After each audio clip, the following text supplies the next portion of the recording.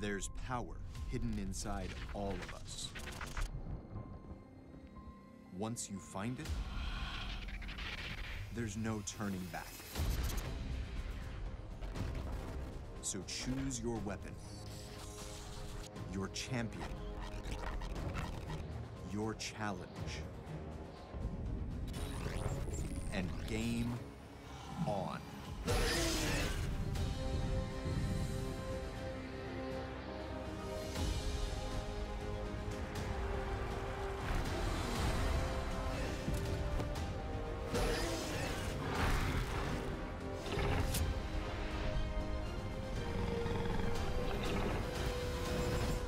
Summon your strength.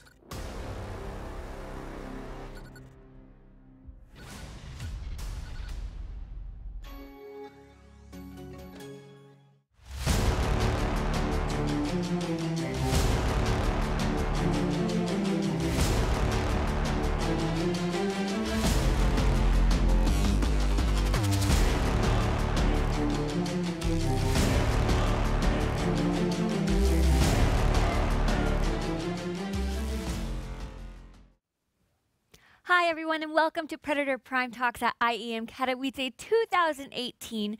We are in the semifinals where, let me tell you, tensions are really high today. Tomorrow it's going to be down to the top two teams, and this has been a really intense week. However, we are here to talk to some of the amazing talent and guests who are here in town in Katowice, Poland. I'm Brittany and I'll be hanging out with you in the chat, taking your questions so we can ask our special guests your specific questions using hashtag Predator Gaming. But in the meantime, our hosts Kelly Link and Alex Axel Toss Rodriguez will be giving us a recap of yesterday's games. Thank you so much, Britt. And just like she said, the tensions are high. Yesterday's games were so intense. FaZe Clan versus Cloud9, going all the way to map 3, going all the way to overtime twice. It was intense, but FaZe Clan did come out on top, is going to be going up against Astralis. And then after that, Team Liquid versus Ninjas in Pajamas, another game that went to map 3. Yeah, the Counter-Strike this week has been absolutely amazing. And it's such a long-running event, right? It's a world championship event, $500,000 on the line for these teams. And again, in Counter-Strike, we don't know who's going to win. And looking at these lineup of teams, it's so diverse. Still so many players and teams from different regions competing, trying to get that title of world champion. And of course, being here in the studio has been a lot of fun. We're talking to a lot of people, pros, players, personalities. We got people behind the scenes on the business side. So we've been able to have a lot of awesome conversation with people all across the scene. And honestly, here in Katowice, it's a little cold. And you're like, okay, people are going to stay home. No, everyone is here. It is so crowded. There's so many people. Spodek Arena is absolutely amazing. I feel like if you're in Europe at all, like this is an event that you really want to try to come to. If you can't come here this weekend, maybe next year, because I think the spectacle that IEM is putting on is absolutely amazing. We went to the arena yesterday, and there's so many people. The seats are pretty much sold out. There's so many people packed in there. And that was only the quarterfinals. We still have the semifinals today and the finals tomorrow. So I'm having an amazing time here. The event's been amazing and the games have been amazing. If you weren't able to catch them yesterday, here is a quick highlight from the games we saw yesterday. Backed up by Rain for now. He does miss one, so that's their chance to strike. But Rain ready and waiting to welcome them in towards the bomb side. 2 kills for him. Will they get any closer? I don't think so. He's hitting absolutely everything, Matt. He's electric so far. He might be able to struggle here. Indeed, he will. But Nico has been fantastic. 3 for him, looking for the ace. Headshots all over the place as Nico lights them up. Will hold towards the checkers, and that's exactly where they're coming towards. They're not going to check his position by the looks of things, surely. As Olof Meister detects there might be something up here. He's not going to do anything about it. It's Tarek with 3, make it 4. This guy is insane. Wait, the pinch towards A is going to come in. Dennis gets flashed through the flash. A little late to hit, but it doesn't matter. It's Get Right there in Sandwich. He makes a meal out of this one. Steel and Nitro pushed aside so swiftly, leaving Naf and Twist with it all to do. And Get Right makes it look like he's not under pressure, like he's not sweating bullets here, as Naf is still very much alive. Look at Twist though, the big flank, he's coming up the staircase. It's just too late. Get Right with 4. They peek, they reveal that he's there. He's not able to take a shot because he was in transition. Good find from Stewie, but found by Nico in the end. Stewie will still get above though. Nico's going rampant inside the site. That shows Stewie was nowhere. Wow. Great shot, a 3rd kill for Nico. And he does, now spinning around. They need to get the defuse and down to no HP. He's got to pick up the kit. Dennis. Who else with a what a great play from Naf though, pushing through, knows they won't expect it, and that's second. Is the man outside of the garage. They're gonna run toward him. Potential for an ace for Olaf in this situation. He's losing a good amount of HP, but no problem. He'll get all 5. They made it easy for him. I think he just fell in the grave himself. Rez up for the challenge though, gonna find a leash, and Nafka is responding kind, try and get in there while he can, but it's Steel to do some work, but in the end it was Rez. Guardian falls back, he'll find all the Molotovs down, but Rain starting to hit some shots now. Corner, he's gonna get wrapped on, can only hit 1, wasn't efficient enough, but Guardian certainly is. 3 in the round, Skadoodle finally gets Kerrigan. But he's got to go searching for Guardian, who's had an incredible game on the up, now on the pistol as well. 4 kills for him. It's all in the charge. Wrapped to the site, he's cut off by Rush. Elevates himself toward the graveyard, does leave him exposed to where Olaf was walking out from the apartment, but it's still all in good faith for Skadoodle on the site. He needs to read, and Nico's wrapping, he does. Good trade from Guardian, however. And he'll go for the safest plant possible, and rightly so, because it's not exactly what you'd expect coming from Library. Does Guardian read this? He has no idea at all as to where Automatic is, but plays it slow enough. 4 players going to be coming through Monster. Rez is the first one up. They almost give away that angle. There's the second one. Great reaction from Nitro. Steel leading the way, finds it just as he gets blind, but Get Right has got to spray down many, and he does. There's 3 for the legend. Now, Naf gonna try and get the plant with 10 seconds on the board. It is ticking down fine, and they are here quick. Dennis sprays in, but it's Naf with 1. 5 HP remains, and Traken. Oh, Naf! What a decision to make. In fact, they're letting this go very, very late. Rush with 1 kill, traded by Kerrigan, and Rain's gonna shut it down. No chance in winning the round at this point in time. As Tarek's locked in the corner, he'll lose his gun. Rain makes damn sure of it. But it looks like they're ready to commit. Flashbangs in, and they'll go through. Good play. Automatic gets directly in front of the smoke. Tiny corner to sit inside of, but he's hoping that they'll still be gray screen when they walk out. Instead, they're going to be white screen when he walks through. Good flashbang thrown by his team. Guardian not willing to go through it. They have to do so with the UMP. Instead, it's over inside of the meat grinder. That is the A site, but without the crossfire, they're easily able to isolate them inside the site. No. Tarek has to get aggressive, but Carrick 2 now remain for Liquid. It's Steel and Nitro having to keep this together before it's a bit of a disaster. Great work from Nitro, catching out 2, isolating the others. He spins and he gets it. He went down, it's Olaf that'll play inside of the smoke, still being traded, and in the favor of Cloud9 as Automatic swings toward the arch. He cuts off a rotation and has to go very aggressive without a kit. There is 1 down in the site. Good bait to find that Automatic is still in the cubby position. Will not cut it for now. Twist has to be ready, and he is. That's Get Right gone. It's the 2v2. Twist goes again. It's another. And he knows he's running out of it. He's trying to play it out, but not gonna happen. It's Liquid with down quickly here. Nico could panic somewhat. He'll get 2, and Nico should confirm it there and then. PT50's out, just wants to make sure he gets a quick kill here, and that's going to be it. Lovely stuff from Nico. Very stunned. Surely it's enough, but he gets nothing, Matt. And now the spray has to come in. Nico gets 2. 5 seconds, the bomb will go down. Automatic gets the frag. Back and forth we go. And now the 2 versus 1 begins. Stewie up against it. Player coming from Banana. This kill pretty much decides it. Can he get it? Oh my God, he can. Olaf Meister up against it now. And he's going to go aggressive on Olaf, who's not going to expect this. Oh! How about that? Nitro there to take that fight. Gotta clear this out with an op. Here's the hit up. Catwalk, great find from Rez. Just needs to live, and he gets the follow-up tag onto Elige. That's beautiful from Rez. Holding down this bomb site, and there's no chance here for Elige. Take some guns away, it's all you can do. excellent. Got 2 players to work with this time. Make that 1. Skadoodle, your turn. You're up, and he's already got the first. He goes. Oh, hits Nico in the smoke as well. He doesn't know it, but he goes back out. He's got this one. Oh my God, how close is that? How fast is Skadoodle? And his turn to stand up. Baiting each other in. Nico's just been set up for days here, and he delivers. 2 kills coming in, looking for the ace. Matthew, that is unbelievable. And those were the 2 matches that we saw from our quarterfinals yesterday. Such intense games, intense plays the entire time. And guys, there's 5 that really stood out to us. So we wanted you to pay attention right now because you're going to vote on which one you thought was the best one. Hashtag Predator Gaming, I believe, in Facebook and Twitch or Twitter. Let us know 1 through 5 what your favorite clip was to win a $20 Steam gift card. Let's check out those 5 right now.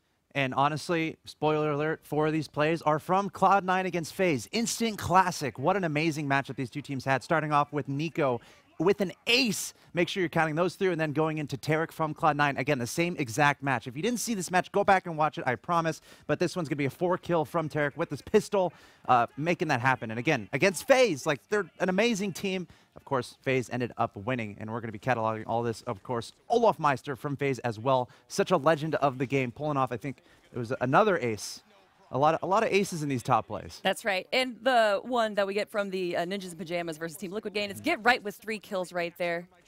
And finally, our 5th play back into Cloud9 versus FaZe. Of course, there you see Get Right getting it done there. 3 kills. Nico, once again. 1, 2, 3. Skadoodle, are you going to get away? Nope, he's gone. And that actually was really important because that would secure the victory for FaZe, allowing them to move on to play against Astralis in the semifinals. But again, match of the tournament, without a doubt, so far, Cloud9 against FaZe, a rematch from the Boston Major. That's right. This is becoming an instant classic, and I could not be happier. But FaZe getting their revenge this tournament. So Cloud9, they're out of the tournament. Sorry to the one Cloud9 fan who's in the audience going absolutely crazy. One. I mean, yeah. I'm 2 then. Okay, there you go. But there's that one picture, that one guy in Spodek just going absolutely nuts with the Cloud9 shirt on. Sorry, man. I guess you can cheer on Team Liquid now. But look at this bracket. Semifinals, Astralis, FaZe, Fnatic, Team Liquid. 4 teams left, $500,000 and the title of world champion. These 2 matches are going to be happening today, and then tomorrow is going to be reserved for our grand final. That difference between 1st and 2nd place is $150,000, so it really does come down to everything these players are going to be trying their hardest that they ever have been. And a reminder once again, guys, to get your votes in on what your favorite play of the day was, and we'll remind you again after our first session. But I want to remind everyone actually really quickly that there is a Polish charity stream going on right now on the main stage. If you do want some CSGO action, you can go check that out on the main stream and the main stage. It's going to be 2 Polish teams. I believe Team Kingwin and AGEO Esports are going up, and it is a charity esports matchup. So please go check that out. It's for an awesome cause. And also at the same time, there's StarCraft going on. Yeah. Another World Championship event here. Little bit of a line from that. We have 12 players left. 11 of them are South Korean. Not much of a surprise. There's 1 Finnish player left in StarCraft, so I wonder if he'll finish first. Ah. All right, everyone, let's go back to Brit. And let's go on. Wow, guys. Well, my favorite team's already out. However, we have an intense game today. Right after our stream, actually, is I think when the first match is going to start. But when we come back from this commercial break, our first guest is going to be live. There's power hidden inside all of us. Once you find it, there's no turning back. So choose your weapon, your champion, your challenge, and game on.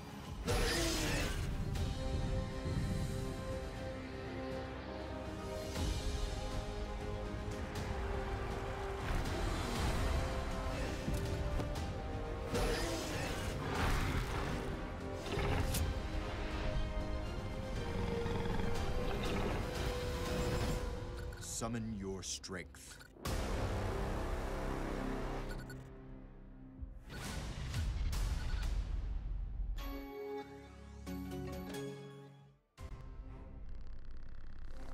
Predator puts you in the battle.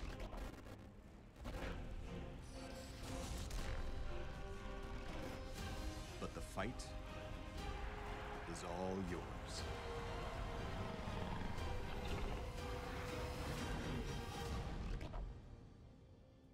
Summon your strength.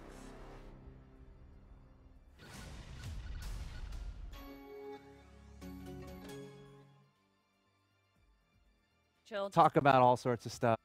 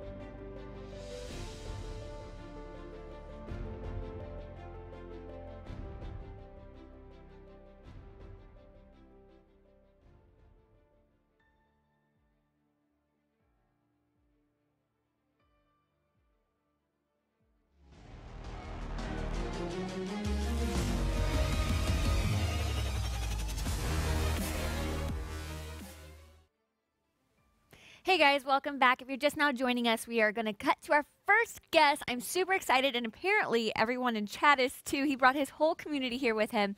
We have Nabil, also known as I Kill You. Yes. Hello. Welcome, Nabil. Thank you for you. joining us here. And I Kill You is a very unique name. I'm sure you get asked this a bunch. Yeah. Well, where does it come from? It's a stupid story, but I like it.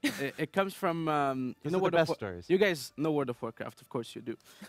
When Death Knights came out, you know, it was you had to create a new character to play as that class. Right. And I was looking for a name. That's basically it. I had probably the shittiest name I could have. It was Bulbul. Bulbul? Yeah, that was. I kind of like it. Yeah, I was 12. Okay, so and then yeah, so a few years later, DKs came out, Death Knights, and I was looking for a name. I asked in my guild chat. I was like, guys, can anybody help me? And I was given lots of name plays with DK, like Décapsuleur. It's French, you know, name plays.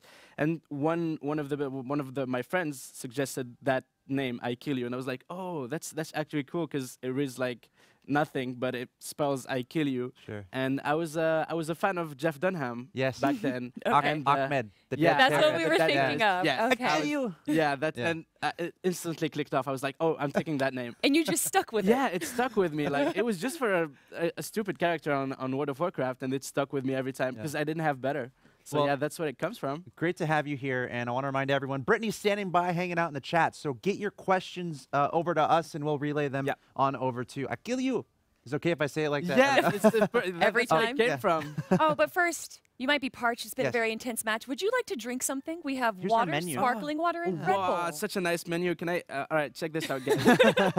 check my nice menu. I have still water. Oh, that's actually a nice option to have. Yeah, 'cause you I guys know. only drink I sparkling know. water in Yeah. here. Yeah. And I kind of hate sparkling water. I'm gonna be honest with you. No, it's okay. I kind of feel the same way. I prefer still water. Still but water, I it is. I guess I Yeah. understand. So would you like some still water? I'd love to have some Then still if water. we could have some still water, please. Yeah, take your time, no rush. Yeah, we'll bring that right on over. Wanna Nice, make I love the menu. Stay refreshed. And if Wow. you want something else, just let us know. We'll Yeah. hook you up, but here we I'll go. think about it. I have to make up my mind because there's so many choices. Thank you. So is this your first time in Poland? Have you It's been? my first time in Poland. It's also Wow. my first time at an esports event ever. Really? And Wow. it's such a nice surprise because I wouldn't say I had no actually I had lots of expectations because I always watched esports as we talked about on Twitch, online and everything, and it always felt incredible to see the tweets, see the live stream, see how many people are getting hyped for the same thing. It's basically just being on Twitch chat but in real life. So I'm Yeah. looking forward to that. And the experience has been amazing. And I love Katowice. I really do. I've only been here for 2 days, and it's so nice. It's always so nice for me when I come to Europe because it's I have no idea how you say that. It's dépaysant. It changes from NA, from North America. You know, the architecture, the Yeah. culture, Right. everything. So it's always fresh. Wherever I go in Europe, it's always nice. And I want to echo the sentiment as far as esports events are concerned. Yeah. I feel like there are a lot of people out there who watch a lot, right? But there's certainly a very important, like, just elements of esports events, elements of just live events. You can't If- get hype like Oh, yeah. that yeah, anywhere it's else. just like if you haven't done it, you know, and you see an event in your area, you gotta go. You gotta make it happen. I gotta agree with that. And- Especially this one. You guys were talking about it. You said you definitely have to try to get here if you're in Europe. Yeah. And yeah, I would totally suggest it's that. unlike anything else. Right, and you're coming all the way from Canada. Yeah, I am. It's halfway across the world. Of course, we're coming from the West Coast United States Yeah, as well. oh, yeah. So we traveled a long way to get here too. But you know, I feel like that's got to be incredible for you just to be able to travel such a long way. Yeah, it is. To It really come is. here. It's part of why I like doing what I'm doing. Yeah. You know, But just originally, you're from Algeria. I yeah, I'm from understand. Algeria. I've spent 15 years. I was born and raised there, and then moved to Canada 7 years ago. Okay. Yeah, it was August 9th. I don't know why it stuck with me. That Oh. it stuck with me. Apparently, yeah. The day I It's a big arrived in move. Canada. Yeah, it was. It was. So you say this is your first esports event, but you've been gaming for a really long time. Why this event, and why haven't you really traveled out before? The only thing that I not regret, but I always wanted to do and didn't get to, it was the international, Yeah. the Dota international. So I was always, yeah, maybe I'll do it, and then something came up. Maybe it was a bit after E3 or before E3. It was always like Super lots close. of yeah. So I was always next year. Really, it's just bad luck, I guess, and I didn't try that hard to get to an esports event. Yeah. So as soon as Intel hit me up and they were like, do you wanna come see the IEM in Katowice? I was like, hell yeah. Like a stadium with thousands of people cheering for CS:GO. Count me in. So there's also Dota 2 tournament going on right now as well. Yeah, I know. So guys, I gotta leave you now. You should make it to the international. You should make that happen. I suppose it's not that far from where you are in Canada. I have no idea where it happens. In Seattle. Seattle. Okay. Yeah. Pretty close. So it's like probably 4-hour flight or something. 4-hour flight. Yeah, definitely. Try to make it out to that. That's one of the most epic events out there. I will. Like, I always watch it on Twitch, and it looks so amazing. Was it last year they added, like, the AR with the characters popping up in front of them? That was so well, that's what's so... I mean, we talked about it a little bit yesterday on the show here where, you know, you're seeing all these events just try to outdo each other. Like, Katowice, that stage in Spodek, I'm sure you've been in there. I mean, I've been in there, and at the opening ceremony, I was, like, super close to the stage, and it was fire everywhere. That was... Or the League of Legends Dragon. Like, I know. Oh, yeah. How do you feel about esports and how it's been evolving? I mean, I really now understand the sports part in it, because I can understand people being like, that's not sport. You know, it's an opinion that comes up often. But seeing how teams are putting in the work, how players are spending like the whole day, 7 days a week training, they have coaches, they have people following them, they have people training them, they have like strict diets. I mean, you know, it's psychologists. Psychologists. You come here and you see the stage. It's 15,000 people. There's a line. It's minus 10 degrees Celsius outside. Right. And you have 10,000 people waiting in line to get in. And they're happy about it. Yeah, everybody's super pumped. And whenever there's a kill, the crowd goes wild. So that's sports. That's esports. I really like it.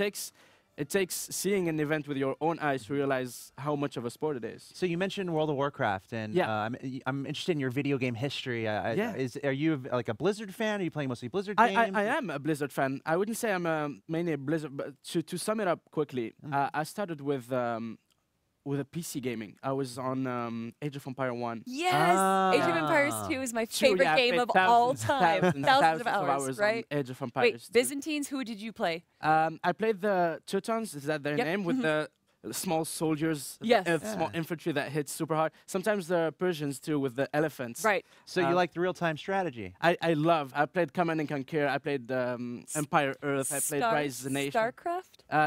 I gotta be honest with you guys. I've played like maybe 10 games of StarCraft. That's okay. That's pretty much it. StarCraft was always intimidating to me because I see these pros playing having like 25,000 actions per second, and I'm like, yeah, I can build stuff. I can maybe order a thing, but it looks so intimidating to me. So I'd rather watch StarCraft than play it. Cool. And then what other games in your history? After that, I went to, I think, let's jump into when I started YouTube, I was into Skyrim.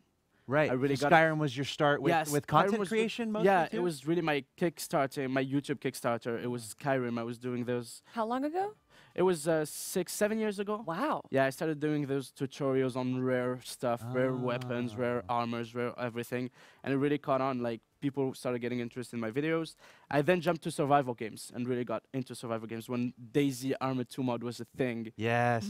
I remember a friend of mine hitting me up and he was like, all right, you need to check out this game mod. There's already 50,000 people playing it. And it was so clunky to like make work. Yeah. I think we both played that.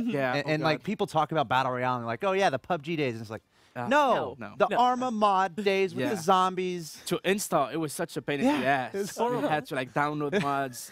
I remember those days. So I really got into survival games. Like I gotta say, Arma 2 DayZ mod was probably my most memorable gaming experience because it was so marking. Just jumping in that world and meeting other players. It felt like you were in there. And I know we talk about immersion in all the games, but this one really felt real. Yeah. So I spent like so many hours on DayZ, and it was so amazing. So that was my survival games turn. Then I was into pretty much every single survival game. Also, how do you say, city builders? All those, SimCity? Yeah, SimCity, City Skylines. City Skylines. More like, I was with SimCity, or like SimCity 3000, it was the third one. SimCity 4 was okay. I wasn't really a fan of the last one. Right. City Skylines up the bar. Definitely. They're coming up with a new game. It's called Surviving Mars. It's basically city Really? skylines, but on Mars. So it's It's- combining. It's Elon Musk simulator, basically. That's it's like so cool. you have to build domes. Yeah. And like you have to Elon pay Musk for simulator. you have to pay for spaceship to come from Earth to your colony to get new people. Yeah, I'm looking forward to that game. It's coming up in a few What days. do you like about survival games? Is it the resource management? Is it working with others? It's I think lots of things. Mainly the how do you say, the continuous aspect of it. The fact that everything is saved, that you have a continuity. Like you can log off and log in, and you're still there where you left your game. I like the tension and the unpredictability of it. Yeah. So you never know what's gonna happen. Who's gonna be nice? Who's gonna be not nice? Yeah. But I gotta say, I'm getting a bit tired of survival games. Oh no, I was these about days. to suggest one to you. Go ahead. So there's this game called Eco. It just came Oh, out. I played like Yes. I played. I'm playing it yeah, so much right now. Actually, just fun anecdotes. We've played Eco for the last 2 weeks, every day, 12 hours a day, ECO. Yep. and it's ECHO. Okay, guys. Oh, Oh, ours no, is actually, it's ECO. ECO. Never mind. Yeah, my Yeah. bad. Oh, okay, it's okay. Eco word something. I can't remember the name, but yeah. So we played it for 2 weeks. Uh-huh. We were really into it. We created 3 teams. Okay. Me and other streamer friends. Every one of us had like their own colony. Basically, to explain to people who are watching us, it's a game, a survival game. There's no PvP in it. You're on a planet, and there's the ecosystem is all the ecosystem is simulated. So what happens is, imagine being on Earth but on a smaller scale, and every action you do has a reaction. Yep. Ooh. And So that if you was chop amazing. down too many trees, they won't grow back. They If won't you grow. You kill have too to- many you have to bison, plant, they yeah. won't come. Yeah, I know about the bisons. A friend of mine hunted them all. There were only 2 left. We managed to get another bison population going, but yeah. The we main were- objective of it, though, is that there's an asteroid that's going to hit the Earth. Yes. If you Oh, don't know right, how to yeah. stop it, you just have to tech up and figure it out. Yeah, you start at the Stone Age. Basically, you have like hatchets and stuff, and it's a real-time game. It's 30 days real time. So when you're logging off, you're still getting points. Just Gotcha. to have, you have to get into it. So yeah, actually, right now, since I'm traveling, my team is like, Nabil, we're It's ready. still going on. It's still kinda. going on, and, Yeah. and they just said, Nabil, we have the tech to destroy the asteroid. Oh, you but got the we're lasers? Yeah, and they're like, we're waiting for you to come back. When are you coming back so we can blow up the asteroid? Yes. Me too. Oh, I have no. to be there, yeah. That's great. So, I literally, the flight before I came here, I was playing Eco, like Yeah. making sure my team was Yeah, set up before yeah, I left. Yeah, I was the cook of the team. Yeah, I get the struggle. Everybody's like, "Where's my food?" Because if you don't eat, you don't get a skill point. It's so cool though. You have to balance out carbs and vitamins just like real and life. Yeah. protein. It's really cool. Random thought. Do any of these games have a mobile aspect to it? Because like No. you're traveling, right? And if you're playing, Minecraft? well, I don't know if you could have your phone and help with the resources or something like Oh. something tied into it. I just, That'd be awesome, but Yeah. I think the limit here is the resources, yeah. because it's a Kickstarter game that didn't get Oh. that much money, but they still like put up But an it's a great amazing. Yeah, concept it's an and- amazing project. Very it's so fun unique. to play. Yeah. It's It's amazing to see what they're coming out with, and you have me flashing back to the Arma days too. Yeah, where yeah. You like? Did you have like a team or groups that you worked I with? used to play, yeah, I used to play with lots of friends because after Armor Daisy came out, Yeah. there were lots of mods that were Yeah. good too. There were like there was Wasteland, and then came the Life mod. So yeah, I was always playing with people. But Daisy, I think, was always for me a 2-man game, a 2-person, maybe 3, and it was always the 2 of us because it was easier to communicate. Know who's who, because playing at 6 or 5 people in an open world game, it's Yeah. always like, oh, who are you? Oh, you Yeah, just shot yeah. me. You just, yeah. You Well, I know. remember you set up camps in the north. Yeah. Right, yeah, with the tents to put all your weapons and try to hide You had them. to hide them because if Yeah. anybody found your tent, your loot is gone. It would happen where you log back in the next morning, and everything's gone. and you're Yeah, like, that was so sad. I actually have a question from the chat. Oh, nice. Morpheus 7 from Twitch actually asked, "What is your game of the year?" Ooh, Oh, my game this of the year. Kingdom Come, no hesitation. quick. Very. It's like, a lot like Skyrim, but Yeah, very But realistic. better. No, I'm just kidding. Better. I wouldn't say that. I wouldn't say that. That's way too. Open to discussion. Yeah. What I mean is, Kingdom Come is great because I was following the game since it was first announced on single Kickstarter. player? Yeah, it's a single-player RPG game with no magic, no dragons, no nothing. It's medieval life like the simulator. 1400s, I believe. Yeah, Okay. yeah, it's the 1400s. It's in Hungary, and What's really cool is that the battles that actually go on in the game happen in real life. It's Yeah, based off of everything historic Oh, battles. I love that. Yeah. it's based that's off cool. historic battles, historical places. Yeah. Like they really recreated they visited the castles, took pictures, took 3D models, and then Oh. remodeled them. There's a nice that. Reddit thread I found with comparison Oh, between the that's game cool. And the real life, and yeah. it's I'd say 95% identical. Not the whole game. What I Sure, mean is the sure. structures, like the castles and everything. Cool. Plus, the game is so immersive. It's also it's just like Skyrim because it has a shit ton of bugs. It's so Oh. bugged. The game is. Oh, I'm looking no. forward to the first patch. Right. I've stopped playing it because I enjoy it way too much Yeah. to ruin the experience, and I'm just waiting a few days. I know they're coming up with a patch real soon. They Sure. announced it, and that's gonna fix lots of things. It has mods. Okay.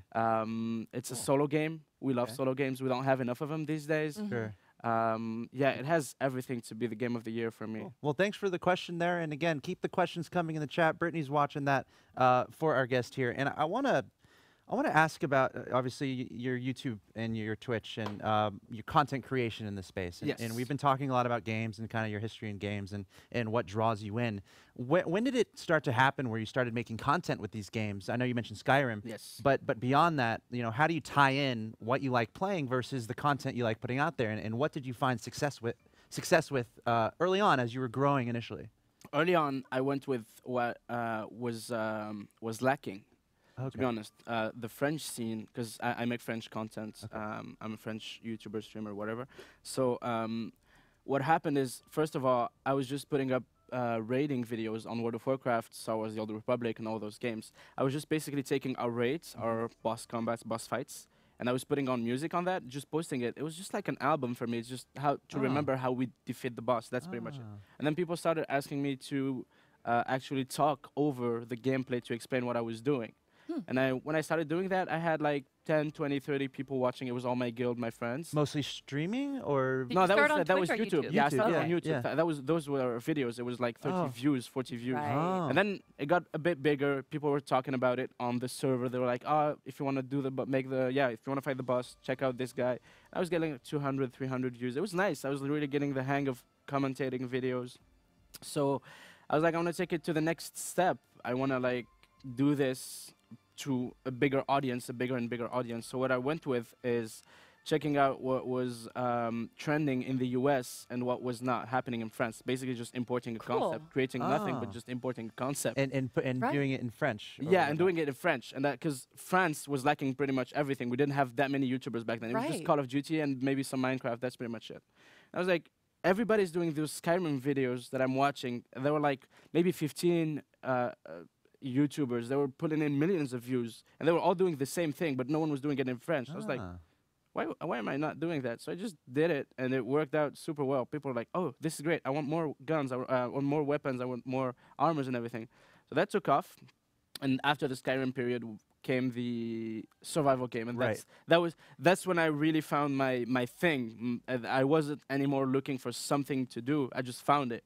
Right. Yeah, I found it with survival games, and then I really found what I wanted to do and how I wanted to do it. That's awesome. Do you stream as well on Twitch? I do. I started streaming maybe a year after I started YouTube, so 6 years ago.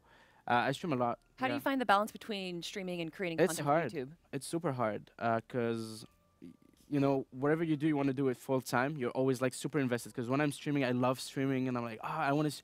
I'm just thinking about my next stream. Yeah. I'm looking forward to it. And same with YouTube. I make a video and it gets like 500K views. I'm like, is this real? Like, did really 500,000 people watch my video? I want to make more. And that's where it's hard to find the balance. Sometimes I won't stream for a week. Sometimes I won't make videos for 3 weeks. But I'm trying to get more and more organized. You know, it's a challenge. It's an ongoing challenge. But I try to always keep it natural. When I don't want to stream, I just don't stream. Do you When I don't mind want- talking about the pros and cons of streaming on Twitch Yes. or making like YouTube videos? I don't- What's the opportunity cost? I don't mind. I think what I love about Twitch is the community. I know it sounds dumb, but there's really a culture around it. There's like Yeah. a way of behaving on Twitch, a way to, you know, it's everything about Twitch that you won't find on YouTube when streaming, when playing games, having people just know how to. It feels more friendly. It feels friendly, yeah. Interactive. Yeah. YouTube though is super. YouTube can be super nice because you have, as I said, tens, hundreds of thousands of people watching. So that is super grateful. Like I don't know, maybe just saying that I entertained a few thousand people is out of this world for me. But the interaction is super lacking. You know, it's YouTube is dumb. Interaction-wise, like comments, all that stuff Right. sucks pretty much. When you interact with your audience on YouTube, it's basically on Twitter. Right. on social media. You don't interact in comments. Is always memes, jokes. Sure. You know, it's not something you could take serious, and it's fun sometimes, but sometimes you want to have real conversation, like when playing a game, when like asking for opinions and everything, and that's what you can find on Twitch and you don't have on YouTube. Right. Now, for your audience, do you find it's mostly from North America or mostly from France? It's France. It's like 80% France. I'd say maybe 90% Europe. Yeah, it's Okay. all French people. Did that surprise you, or was that kind of what you were going for, more or less? To be honest, I wasn't going for much at all. I was Yeah. just going for making videos. But I guess it's expected to have a French audience because speaking French in NA won't get you any audience because in Quebec, for example, where I live, is the French part of Canada. YouTube is just starting to be a thing. Like there's so few YouTubers speaking French. We have lots of Canadian YouTubers. Like some of the biggest world YouTubers are Canadian, but French Canadians, we have like only a small handful of YouTubers. Also, the audience is not that big, so it's just starting to develop. Maybe in 5 to 10 years, I might have way more North American viewers that speak French. But for now, it's just starting. Have you been able to go to France and connect with most of your fans, I suppose? I did. Yeah. Oh, that's awesome. Crazy. It was like the craziest thing I've ever done because I've been a YouTuber for 4 years, 5 years, and the first time I got to meet the audience at a convention, it was Paris Games Week. I had Paris Games Week? Yeah. Okay. I already had, I think 700,000, maybe 800,000 subscribers, but I've never been to Interact. Right. Yeah. Never like Oh, the that most had to be I've surreal. seen. The most I've seen was sometimes people on the street back in Quebec would say, "Hey, I watched your videos," and that was cool. You know, it happened from time to time. That's it. But when I got to Paris and I just got inside, it was hundreds and maybe not hundreds, but tens of people gathered around me, and I was like, Just picture after picture after yeah, picture. and I was like, I was so glad to do it because you know it was just a nice feeling to have that many people just say nice things, come up, take pictures, say hi, I watch your stuff, just supporting you, you know, and realizing it's real. Because I don't know, I've already I've had a few videos get millions of views and everything. It's cool, but it's still just numbers, you know. No one cares. But when you get there and you see the actual hundreds of people, you're like, oh shit. Yeah. Wow. I actually have another question from chat, or well, you have a lot of questions. Bull from Twitter and Twitch. I've seen him on Twitch Yeah, too. I know that guy. Wasn't that your original name? You said? Yeah, it sounds like it. Yeah, okay, sorry. He's a sub of mine. I recognize that name. Yeah, he asked what would you have done if you weren't a streamer? Yeah, that's a nice question. It is. I think about it, not a lot, but it happens that I think about it. I was like, wait a minute. And it often happens when I see someone doing their job. And I'm like, I would have done that if I wasn't a streamer or a YouTuber. And I think it would be anything from doing TV to radio to just being a host and talking to an audience. Something with the public, though, and being Something on the with the stage, public. right? Entertainment. Yeah. That's pretty much it. I don't know, maybe a journalist. Sure. Cool. Yeah, going on the terrain, trying things, seeing things for myself. That's something I love. I realized I loved since I started. Would you ever want to be an esports journalist? Of course I would. I love games. I love esports. I would love to. I mean, I think we almost are right now. Like I guess in a you're sense, right. like you know, with the content you create and you know, you're playing really deeply into games. You know, you're kind of doing that naturally almost. Especially you know, considering the audience you have too. Yeah, it happens a lot that I talk about esports and the professional scene. But yeah, that's pretty much it. I think that to answer the question, what I'd be doing is probably like something that has an audience that I can have a return on what I'm doing. Right. I can feel that not maybe an impact. I'm not trying to be here or just saying that I like having feedback on what I'm doing. That's pretty much it. Well, I think we have another Johan question from Twitter, speaking of esports, asked if have you ever thought about working in esports or becoming professional? Yeah, that's also a nice question. I haven't thought. I mean, I thought about it, but I know I probably never will, because you could throw a tournament on your stream, like a survival tournament. Oh yeah, that's the thing I've already done. That's the thing that's awesome. But and you can commentate that. In French I've done that. Yeah, and I've done that. For example, on PUBG, I've done some zombie games. I've done some sub games, and that's the thing. But when I think about like being a professional about esports, is really like being one of the best and like grinding every day, all day. Like on the player side? Yeah, on the player side. I was thinking more about the player side, and the player side I think is not something that I would be able to do because I think the main reason is I'm someone with a short attention span. What I mean is, I'll play a game, for example, CSGO. I grinded it for a month. I jumped the ladders, went up and up and up, always watching videos, trying to improve, playing it over and over. And I was really getting better. You know, I wasn't stuck or anywhere. But the thing is, after a moment, I was like, I'm tired. I want to play something else. Yeah. And that's the thing. Like, I think I get bored of stuff. I always want to try new things. So that's the biggest challenge. And the second one is all the sacrifice you have to make to be an esports player. People don't realize it. They think it's a nice life. You get to travel. You get to get paid to play video games. But it's such a... I have never done it, but I can imagine how hard it is to... You have to give up pretty much everything. Yeah. I mean, I do it at a certain degree by being a YouTuber and a streamer. I give up lots of things. But esports players are on another level of sacrifice. Yeah. It's... You dedicate your life to the game. I mean, most of esports players live in gaming houses. They breathe gaming, they eat gaming, they sleep gaming, you know, so it's... I don't know if I could give up all the things I do to like be 100%. I think the best way for you to be involved in that is just doing your own events and like commentating on your stream. Yeah, sometimes I participate in some... what if you weren't a pro player though? What if like as a host and interviewer? Yeah.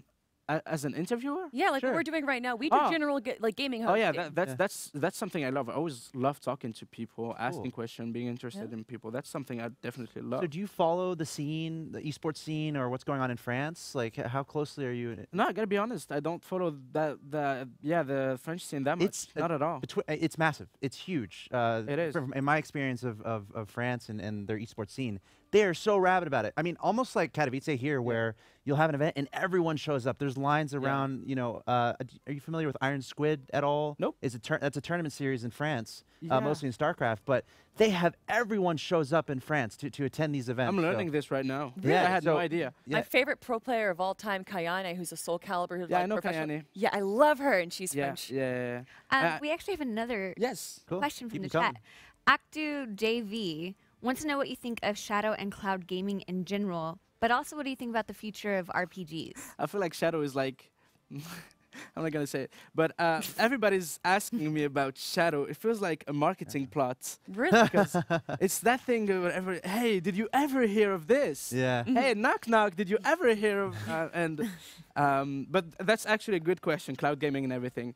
But Shadow is this game... All right, you got your plug, okay? So this is this cloud gaming service. We've heard of cloud gaming. It's been around for 15 years, I think. Maybe 10. I can remember 10 years ago when I tried to play Crisis, first of its name, on the cloud. I didn't have the connection to do so, but I tried. So yeah, it's a service where you rent a box, and you pay per month, and you can stream pretty much any game you want on Ultra, but you need to have a good connection. I haven't tried it myself. I don't know how good it is, but what I can say about cloud gaming, it's that I'm looking forward to it being actually viable, because I don't know. How could it be viable? I think it won't be viable until internet becomes viable. Until we don't get a good internet service, a good global internet service, it will never get viable. It can like work as a startup, as like a small company, but for it to become really mainstream and people say, hey, you want to like join me on the cloud? No, it's not happening anytime soon, because it heavily relies on your connection speed, even though they always try to market it as, oh, you can play with like 1 kilobyte per second. No, hell no, you can't. Right. So, well, I think what's holding it's the internet. Lots of people that cannot afford to play games on their own setup probably don't have, I mean, not probably, but often don't have access to fast internet. Sometimes they don't have, it's just, you know, you don't have the PC to play the game. You want to play it on the cloud, but then you don't have the internet anyway. So it's not like a magic solution. Right. I'm looking forward to it being viable. What about, yeah, I mean, I guess, there was actually a second part to that question is, what do you think of the future of RPGs? Oh, future of RPGs. I mean, after seeing what The Witcher has done, CDPR has... And you were talking about Kingdom Come. Yeah, I was about to come to Kingdom Come. Play Persona? The Witcher. No, I've never played Persona, but I know Persona very well. I've watched streamers play Persona, and yeah. So RPGs, I think, I hope they never go away, because it's such a, I think, one of the best genres ever. Yeah. There's a lot of creative options there, and I feel like RPGs, like, those games take years to make. And Hundreds like, of people. Yeah, and these days, you know, it's refreshing almost to see a lot of attention go into a game that takes a long time. And I feel like RPGs might reflect that. Yeah, I mean, I'm so happy for Kingdom Come because, as I said, it started as a Kickstarter project. It was 4 years ago. I remember playing the alpha. It wasn't shit. It was just a technical alpha where there was nothing. There was just grass and a few houses. And a few months back, when I heard that the game was finally coming out, like 2 years later than expected, but hey, it's Kickstarter. They got like $2 for it. Sure. But it's okay. So when it actually came out, I was like, wait, the only thing I remember about this game is it being grass and a few houses a few years ago. I wonder, I was sure the game was probably gonna get like 1,000 copies sold. I'm abusing it, but you know, I didn't expect much. Right. And it came out, and I played like the first 3 hours, and I was shit. Guys, check this out. This is gonna become a huge classic, and it already is getting like that big coverage. And I'm so happy because the guys, I think it's their first game. It's published. Really? Yeah, it's published by I'm not sure, so don't come with me. I think Deep Silver or something like that. And it's developed by the indie. I wouldn't say indie because even they grassrootsy. Yeah, it's all people that worked on maybe The Witcher, worked on other games that gathered.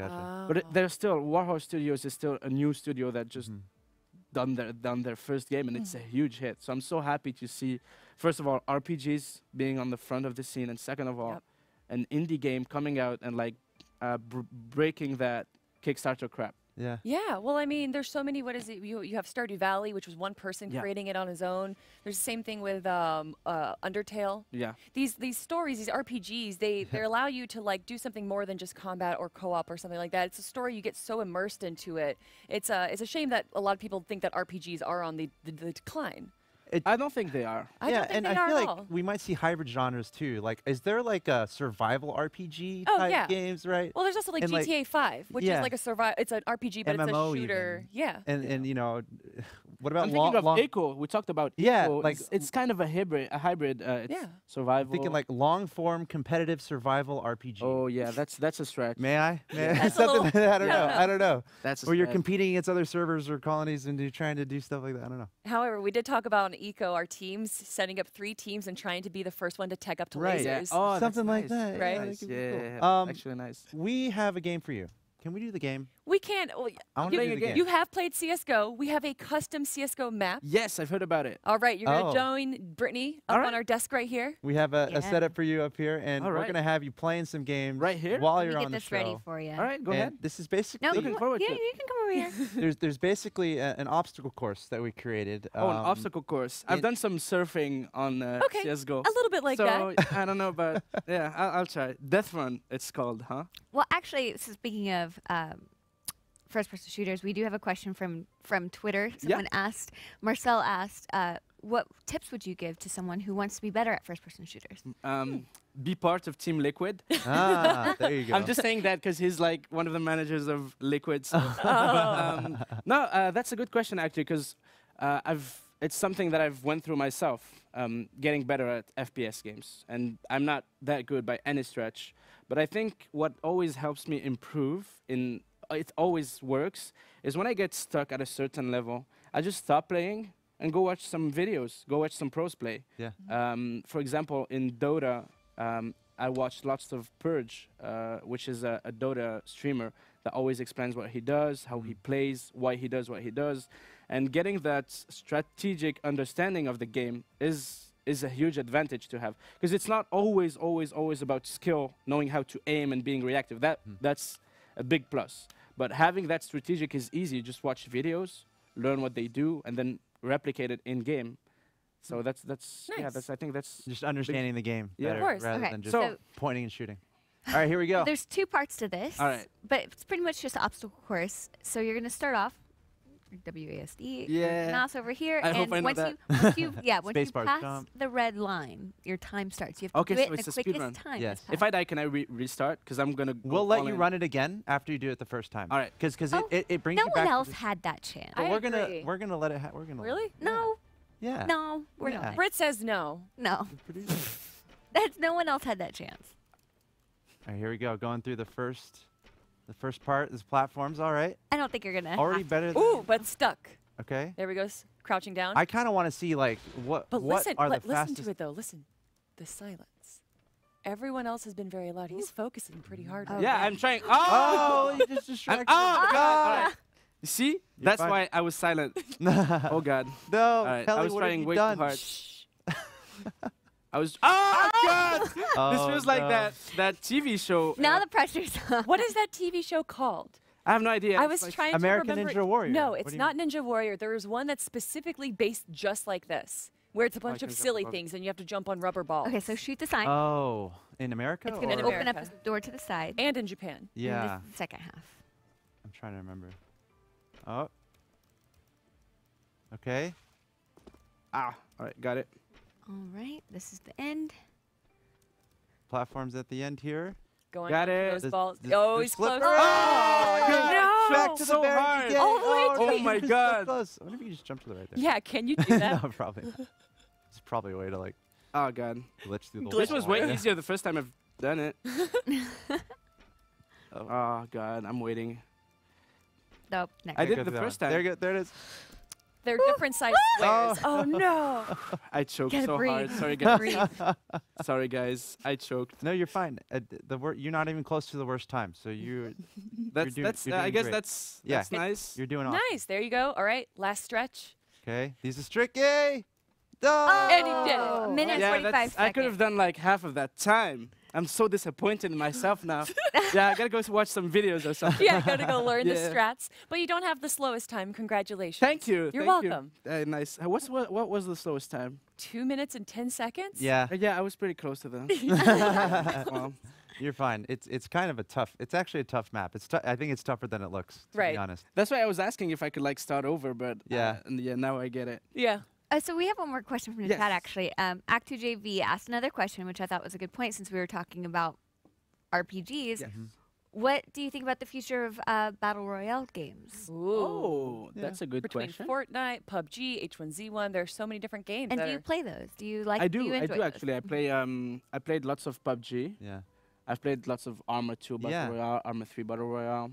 I've never been a fan of H1Z1's Battle Royale. It was just too arcadey for me.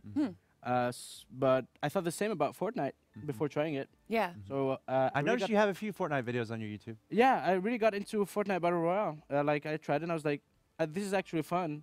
And I think the hardest part was getting the hang of it, like Yeah. the construction and everything. It was so confusing. I was like, why do I have to build things? I'm just playing Battle Royale. Please leave me alone. I just want to kill people. Yeah. But after I got the hang of it, I was like, all right, this works. Building works. It's fine. So, you know, I enjoy some Fortnite. I don't know. I kind of. Are there like right now it's like all these different battle royales trying to come up with the best formula Yeah. of elements to make it the best possible. And you know you've been through the survival games, the battle royales from the Arma days. Do you have any favorite elements that you would like to like if you were to develop a battle royale type game or maybe the favorite elements that you have of the battle royale genre out there? Do you have any favorite elements that? Oh you yeah, for sure. you prefer? If I was to make a battle royale game, I'd go with a way bigger map Yeah. and like 5-6 times more players. That's the Arma. And the game, instead of being 20 minutes long, it would be 3 to 4 hours long. Wow. I But- like it. But how do you get a company to get players to invest that kind of time into one match? But that's the thing. You would have to sacrifice the major. I mean, niche games have succeeded you can have before. different game modes too. Nah, more you or don't less. need to. Okay. Yeah. Yeah, you can just go with say this is what I'm doing. I'm doing like This is it. 3-4 hour long games. If you don't have time, don't play the game. But you're gonna find audience like niche games with even harder things. Yeah. Have managed to strive. So yeah, what I'm thinking about is kind of a survival battle royale game hybrid. And I've heard about a game. I can't remember the name, so who cares? But it's a game with 400 players. And that's pretty much all we know about it. It's a battle royale with 400 players. Wow. That's all we know. It's going to be intense. It's- Why do you think Battle Royale is becoming so big right now? H1Z1's been out for a few years. Why right now? I think it's right now is because it's the mix of it being free and it being on console. That's pretty much it. Yeah. That's pretty much it. If PUBG was free and it was on console and it wasn't like running at 10 FPS on console, Yeah. it would have been a huge hit. Mm-hmm. But I mean, it already Yeah, is, yeah, yeah. is tens of millions of players. I think already a huge hit. Set you know? so many records. Yeah, they were aiming Brandon Green, the creator of the game, was aiming for a few thousands of Right. copies sold. Yeah. And now they have PUBG Coop and all that stuff. I don't know. It feels like a nation now. I want to hear more about your 3 to 4 hour concept battle royale game. Can you Yeah, what, yeah. give me It would be like a 400 players Okay. with a huge map. So imagine a DayZ map, for Yeah. example. You know, like what was it called? Not Chernogorsk. I can't remember. Who cares? But yeah, it would be a huge game like that. And there was actually a game that has done that before, and it was quite nice to see. It was Ark. Oh, They yeah. have- So starting with not much. And Yeah, then you start with not much, and you have to build stuff. You have to build your EXP. I don't know, maybe by gathering resources, hunting, killing other players, but tying some RTS in there. yeah, you'd really have to grind. You really have to grind for 3 or 4 hours Yeah. to Develop, maybe have a shot Yeah. at being in the last winners. Ark had a game mode like that. It was a 3-hour game, 3 hour and a half game, and they started with nothing. They had to build up EXP. They had to tame dinosaurs, Yeah. and they had no idea what other players had. So Right. you were just going in, I hope I'll win sometime, because the map was huge. It was shrinking little bit by little bit, but the final fight was so epic because everybody played for 3 or 4 hours, and everybody had like huge T-Rexes and stuff. I'm not imagining anything with dinosaurs. I'm imagining something more like Arma style with Right. Zombies? yeah, maybe zombies. Zombies, I think, is a no-no right now for gamers. I think. Overdone? Yeah, I think as soon as gamers see zombies, they're gonna be. I'm not buying this game. Yeah. It's Oh, like, yeah, it's, okay. Interesting. It's not a the good thing. intimidation factor maybe makes it more difficult. Yeah, you have to have some PvE in it. Yeah. If it's 3 or 4 hours, you have to have some grinding. You have to have some gratification. People have to play it and be like, oh, Yeah. I'm feeling like I'm improving or stuff like that. But yeah, survival games are dead. Battle Royale games are gonna die in a few years. Wow. So you better like already start working on The some new next stuff. one. Yeah, on the next thing. Yeah.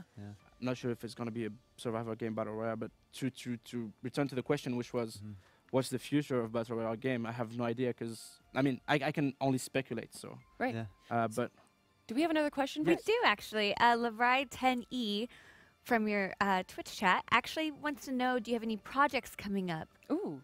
projects. Any events you're going to? New your video future. series? Yeah, projects. Honestly, my project, I think, I used to have lots of projects, wanted to do lots of things, had lots of ideas and stuff. Now my project is just do what I want to do best, what I want to do most, I mean. So just streaming, making videos. I stopped having like those huge projects. I just go with what comes to me. And that's good, because I was focusing too much on, all right, guys, I have this huge idea. But I do have some projects. Hold up, what would they be? This is not a project, but this is an idea I had. Okay, this is more like maybe a dream, or when not a dream, but when in a few years have some time, I'd like to get started on mobile games. Really? Mobile. Like phone creating game- them or working on them? Like creating Or content? Maybe not playing create- more. No, not at all. Just creating games, Yeah. having a video games company, and Cool. creating mobile games. Is there a mobile game that you like that you would like to like reflect off of? I mean, I'm not a mobile player by any stretch. I only play mobile games when I'm on the plane, and that's when I'm not playing on my.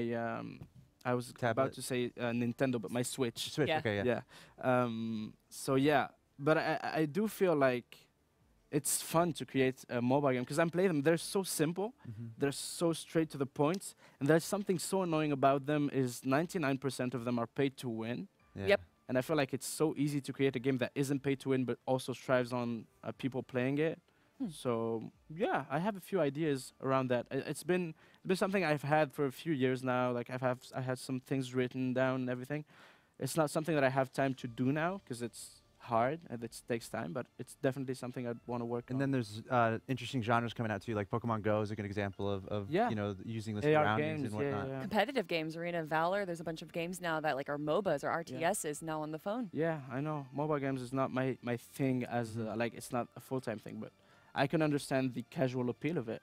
I can understand people not having a good PC or not having a console, but still having a $1,000 phone. Go and guess why? But yeah, so they're gonna play on their phone, and that's Everyone something- does, right? There you go. Yeah. Nabil, thank you for joining us. And I just want to Thanks ask for Brett having if me. we have any more questions left from the chat.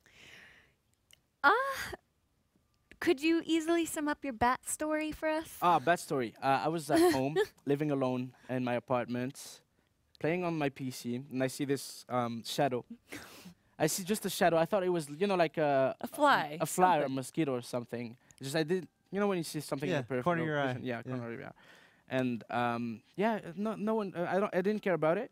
And then I was still playing my game. Were you streaming at the time? No, I was Oh, not swimming. okay. And Okay. a few seconds after that, I see the shadow gets bigger. And then I turn around, and there's like this huge bat inside my room, and it was just running around. It was just running around my room above my head. I freaked out. Yeah. Yeah, I freaked I out. I would like too. took It's a my flying rat. yeah, I took my sheets and like covered myself. I was like, please get out. There's no one here to chase you. Please get. I'll kill you. Yeah, I just waited for it to get out. I was, yeah, that was not a proud moment of mine, but it happened, and it ended up getting out. My balcony door was open. Oh, She went through my okay. living room and got into my room. Yeah, I remember that. Nabil, thank you for sharing that Thank you story for with us. having me. Is there anything you want to say to the people watching at home? Obviously, you got a lot of your fans Well, watching thanks for right now. tuning in. I hope you guys enjoyed it. And this is my, I don't think, no, it's not my first time doing an English stream, but I'm always so excited to Yeah. Awesome. speak English. I don't get to speak English that much, Mhm. so I love practicing. And how long are you here in Katowice, and where are you until the going? You going back home? from Yeah, here? going back home, streaming. So many games coming out. Yeah. Looking forward to them. Where can Surviving people Mars. Where can people find you on social media if they aren't already following you? Twitter, Facebook, honestly, pretty much every YouTuber's Google. social media. Yeah, Google me now. Yeah. Yeah, you can find me pretty much wherever you want. Just hit up my name. I think I'm on Facebook. I'm not on Facebook actually. So Ah. that's the Twitter. thing. I'm just not on Facebook. I'm everywhere except on Facebook. Facebook sucks. Nabil, again, thank you for joining us so much. This was an awesome interview. Thank you for having me. And hopefully everyone you enjoyed it as well. But Britt, what do we got coming up next? All right, we have some really cool guests coming up, so I hope you stick around. However, if you remember correctly, we did ask you if you could vote for your top of our 5 top plays from yesterday. So let us know. Use hashtag Predator Gaming, and we'll be back after this break. Electric so far, he might be able to struggle here, indeed he will, but Nico has been fantastic. 3 for him, looking for the ace, headshots all over the place as Nico lights them up. Will hold towards the checkers, and that's exactly where they're coming towards. They're not going to check his position by the looks of things, surely, as Olaf Meister detects there might be something up here. He's not going to do anything about it. It's Tarek with 3, make it 4. This guy is insane. Olaf is the man outside of the garage. They're going to run toward him. Potential for an ace for Olaf in this situation. He's losing a good amount of HP, but no problem. He'll get all 5. They made it easy for him. 4th player is going to be coming through. Monster Rez is the first one up. They almost give away that angle. There's the second one. Great reaction from Nitro. Steel leading the way. Finds it just as he gets blind. But Get Right has got a spray down many, and he does. There's 3 for the legend. Now Baiting each other in. Nico's just been set up for days here, and he delivers. 2 kills coming in, looking for the ace. Matthew, that is unbelievable. There's power hidden inside all of us. Once you find it, there's no turning back. So choose your weapon, your champion, your challenge, and game on.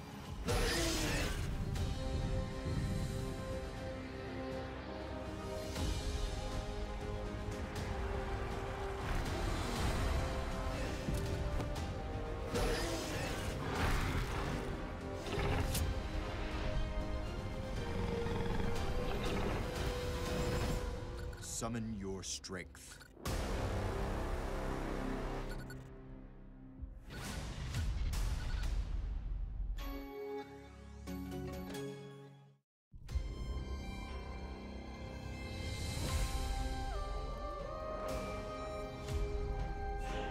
Predator gives you the spark. You make the fire.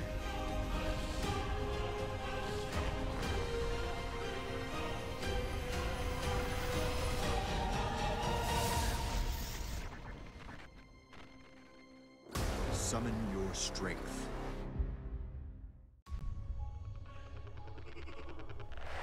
Predator takes you to the edge.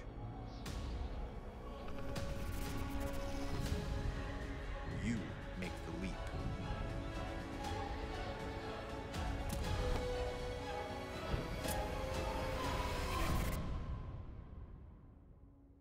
Summon your strength.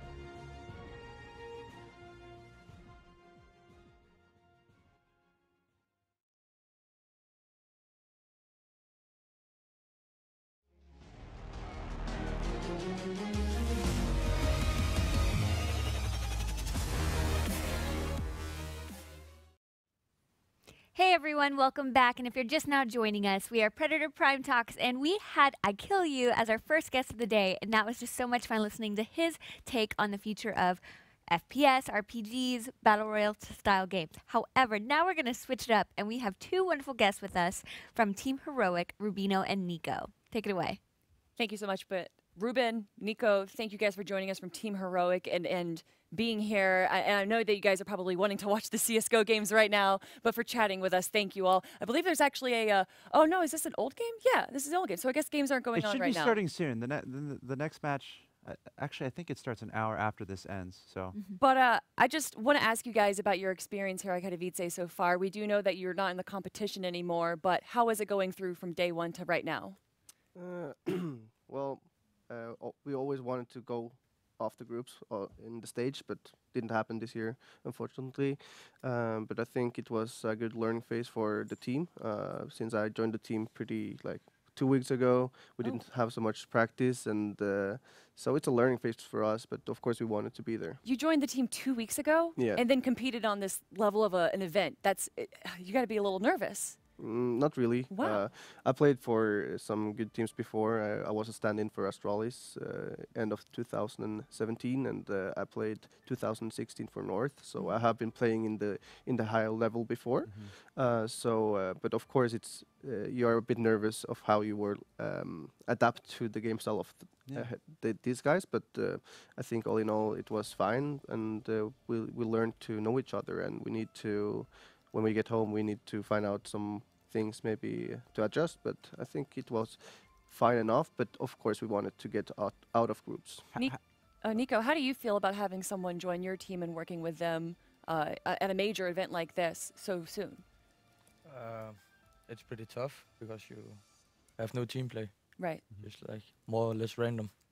And how do you go from here? Where do you go from here, working together? I think we're gonna go far. Yeah, I think so too. I think we have a good combination of talented players and experienced players. So I think we can just get better from here. We just need some more practice and get to know each other more.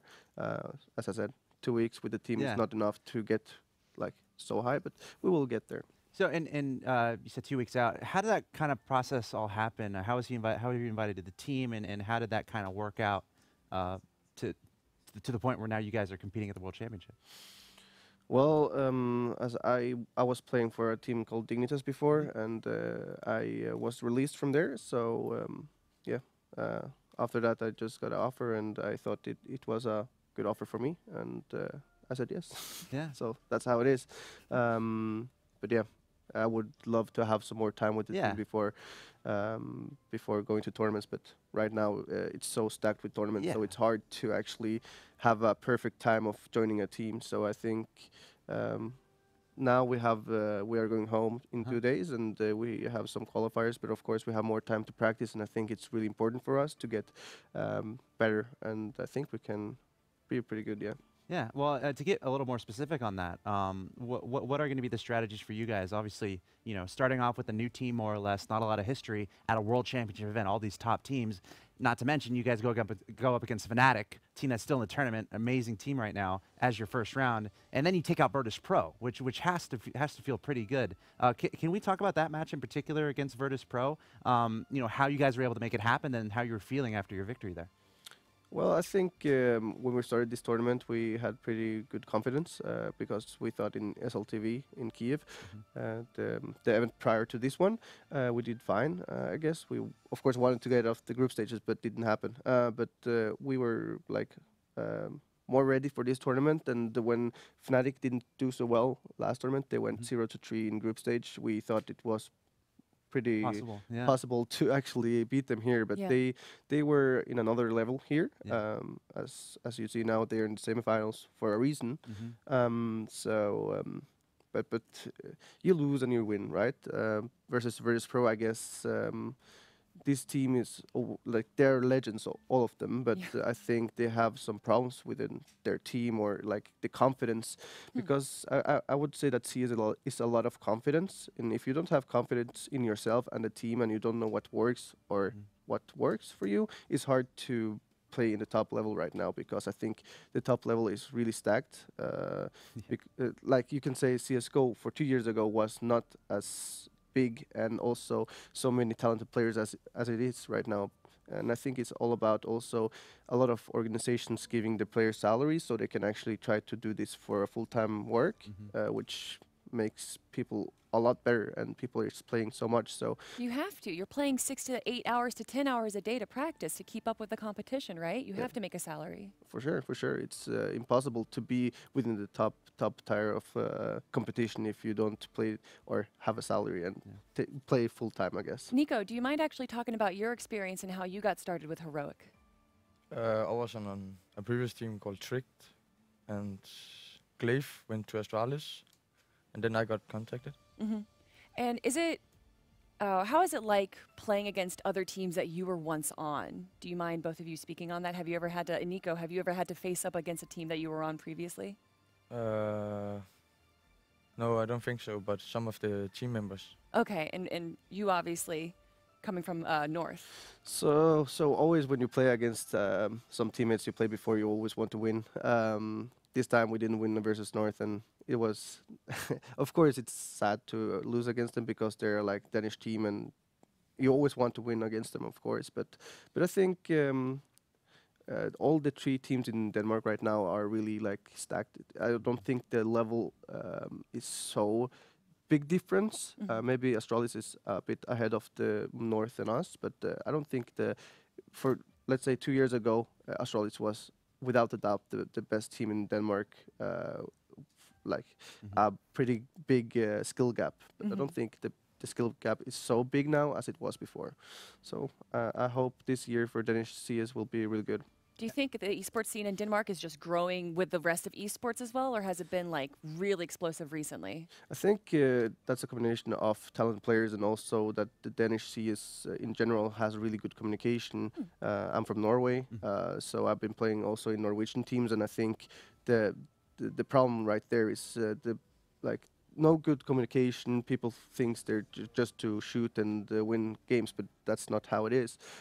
So when I went to Denmark in like 2015, 2016, I got I was pretty shocked over the professionalism in how they play and how they react to things and how they talk to each other, because that's not how it is in Norway. And I think it's sad for Norwegian CS, of course, because we, as it is right now, we have 3 players in Norway that plays in a pretty good level, but if people would realize that, hey, we can actually do that ourselves, I guess Norwegian CS could grow up, but right now it is not, and Danish and Swedish CS is a lot better than Norwegian CS. It's fascinating, just the level of Counter-Strike coming out of the region up there, from Sweden, Norway, Denmark, just a lot of talented players. And I think that's an interesting point. All the different regions you see actually stay together, and then teams that become a little bit more international, like FaZe, for an example, is just a melting pot of different countries coming together, having to communicate. Now you guys, 2 weeks into the team, you're going back home to practice. I think you guys had a pretty solid performance here, but obviously plenty to improve upon. What are the steps there for you guys to really come together as a team, and to, obviously you're a newcomer to the team. What are the concrete steps there to make sure you guys can play the Counter-Strike you want to play, whether it comes down to how you communicate, how you practice? Can you guys give us some insight on how you plan to really come together as a team and improve when you go back home and practice? So I guess the first step for us right now is to find out how we can use me as a player, and also how we can fit in all the players so everyone feels comfortable, I guess. Also, this team is pretty tactical. Like, they have a good tactical aspect of the game, and being the new guy, you need to remember maybe 15 tactics, and when you play like the games you play and it's like close, you can maybe forget what you're going to do and such. So I think it's about getting more confidence within the team and remember everything and just practice and be better at it, I guess. Do you guys live in a team house together? No. So you play online. What's the struggles with that? I don't think it's a struggle with that. Like, I know for a fact that some players, also teams, have a gaming house, but I guess the the way I see it, with CS, you travel so much together, and you need some time for yourself too, I guess. Because let's say now, these guys has been for travel like 40 days, and when you get home, let's say you live in a gaming house, you maybe get a bit tired of Yeah. your Yeah. players. It's not about you don't like them, but Yeah. No, you get it's- tired it's- of your yeah, you family, get- right? Yeah, you get tired of your family. So I think it's good to have some room to breathe when you get home. So I think it's not necessarily. I like that. That's interesting. That's a different viewpoint that we've seen. Speaking historically with Counter-Strike, just esports as well. I mean, we're in Katowice, like all the fans out there, all the fans in the arena. In fact, we're on the show right now, and you know the ability to travel, and you're seeing all these increase in prize pool sponsors, full-time salaries. Can you guys talk about your history in Counter-Strike and how it was in the beginning for you, and then how it is now, able to travel and talk about those feelings that come with that, being able to travel and play this game that you love? So I guess I started playing when I was 11 years old. That was 1.6. So that's now. You're the first person to say 1.6. Yeah. Everyone has said source. Yeah, I played 1.6 because in Norway people was really good in 1.6, and we had some legends in 1.6 that was playing in the best teams in the world. So I found out kind of fast that I was kind of talented in this game. That time it was just playing with the schoolmates, you know, and the guys that was a bit older than me. They thought I was cheating and running after me on the school because they was sure I was cheating, right? Wow. Isn't that the best? Yeah, it was funny, but also scary because they were older than me. But after a while, I came up to like the semi-professional level in 1.6, but I didn't feel that I had the opportunity to show myself in the higher level because it was really hard to get in 1.6 because it was so closed. If you had good friends in Norway, you could get up there, but it was pretty hard. So I decided to quit CS 1.6, played World of Warcraft for 2 years, like 2 or 3 years, and then CSGO, like it got announced that it will come, and I just decided that this game I want to be good at, and I started from scratch in CSGO. Then I'm not sure. I think I played it for 2 years, and then I got my first salary. I guess it was like $100 or something. It's not enough to live for, but I tried to do that, but also stream. I was streaming, so that was how I actually earned money to live with streaming and also practicing. Let's say I practice for 8 hours and I stream for 4 or 5 hours. So it was pretty stacked, and you got tired of it sometimes. But you needed to sacrifice something, and that's when I told my dad that, hey, I want to actually try to give 100% in CS to see how it goes. And my dad was like, yeah, if you want to try it, you can try it, and let's see how it goes after 1 year. And on that year, I got the offer from Team Dignitas, which was, I guess, the point where I could live off it 100% with salary and also getting up the ranks, as I won a tournament with that team, Epic Center in 2016, versus Virtus Pro actually in the final. So it was a good year. Then I did some stupid mistakes in 2017, which I regret this day, but now I'm back, and I'm really grateful to be in Heroic now. And Nico, what about your story as well? How did you get started in Counter-Strike? Some friends told me about it. I didn't have a computer, so I was playing on their computer when they didn't play. And I was better than them. That is why I know it. I was good at it, I think. And when did you start getting into the competitive scene? In Counter-Strike Go. Yes. Or in just in esports in general? Was it like just out of college, just out of high school? How did you start to become a professional player? When did that transition happen? When I got professional, I think it was in Heroic, my first team, I guess. Okay, wow. Like so you were just a really good public player. Yeah. And they noticed you and they're like, we want you to be a part of our team. Yeah, there's something like called getters, where you play on. I got banned all the time because they thought I was cheating. They thought you were cheating? Yeah. So I good, couldn't they think you're actually play. cheating. Yeah. So, and then I got on like tricked, but then Heroic, so it was a lot better. It's funny. There's a trend here. It's like you guys are so good at this game that everyone thinks you're cheating, but here you are proving them wrong. That's super awesome. Well, going into the future and you know, as a team again, you mentioned what you're going to be focusing on when you go back home. Can you talk about the friendship or the communication among the team and how you guys interact at events and how fun it is to be able to travel with your team and compete at the highest level of Counter-Strike.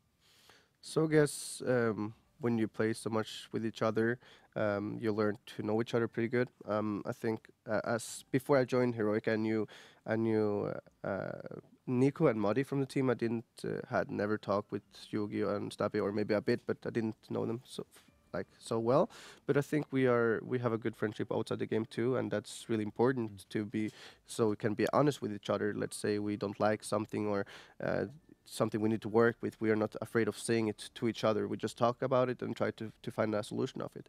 But of course, when you travel so much together, sometimes maybe you need some space for yourself. But that's how it is. It's about everything in the world, I guess. If you're too much with someone, you get a bit tired. But that's how it is when you also compete with the team, and so many frustrations and so many feelings in the game. Of course, sometimes you can have some discussion, but I think that's really normal in this game. But everyone does it just because they want to win and sacrifice everything to win, right? Yeah. So, but I think it's really cool, and I like these guys, and I hope we can improve from here. Brittany, do we have a question from the audience? We actually do. Nico and Rubino. Abdel67 from Twitch would actually like to know, what is it that you like about CSGO? So let's start with you, Nico. What do you like about CSGO? I like it to instead of other games because there's new things happening all the time. Like patches to the game? Or the esports scene? Sometimes is the evolving? patches is good, but sometimes it's Yeah. no. But it's like different maps, and so you're not dying in it. Right. And what do you like? I think CS in general is a game that is. I just like it more than other games because I think it's easier for the guys outside the game. Let's say my dad is watching CS and he can understand this game pretty easily because it's 5 versus 5 and it's bomb defuse or the bomb explodes, and it's pretty easy to understand and interact with other people that hasn't played the game before, which I think, for example, PUBG and such is harder to understand. Or Okay, League of what's happening? Legends. Yeah, right. It's a bit more that happens, and it's harder for you to actually say, hey, this is happening all the time, blah, blah, blah. And I also think CS, what I love with the game is that you have so many different styles of playing. Someone is playing a tactical-based Counter-Strike. Someone is playing more a PUBG style where you just communicate and you hit your shots. Yeah. So I think that's something I like really well with this game. And I think, yeah, it's Do just... you enjoy any other games? I think PUBG is fun. I'm playing that outside sometimes when I have some free time, and let's say we have been traveling now for 20-30 days. It's good to just relax sometimes with just some PUBG, but you can't play too much PUBG because then your aim in CS will be bad. So Nico, do you like PUBG as well?